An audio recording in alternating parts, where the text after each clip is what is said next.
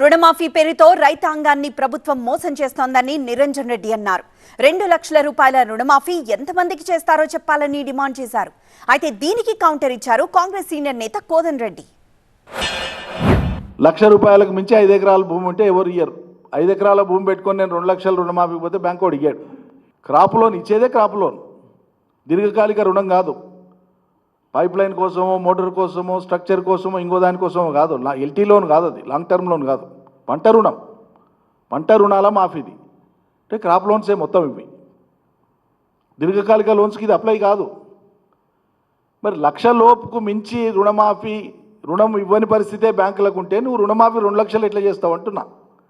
అంటే నువ్వు తలపెట్టిన 2 లక్షల రుణమాఫీ ఎవరికి వర్తిస్తుంది?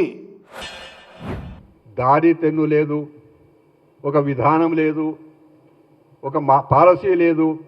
ఏమైనా కుర్చీని కాపాడుకోవడం, కుర్చీ ఏ విధంగా హస్తగతం చేసుకోవడం, ఇవి రెండే పెట్టుకున్నారు 10 ఏళ్ల కాలంలో.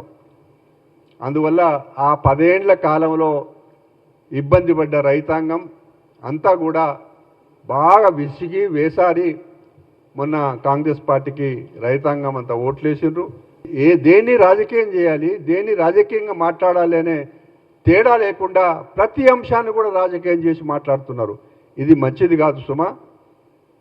మీరు చేసిన నిర్వాహకం అంతా ఇంత కాదు.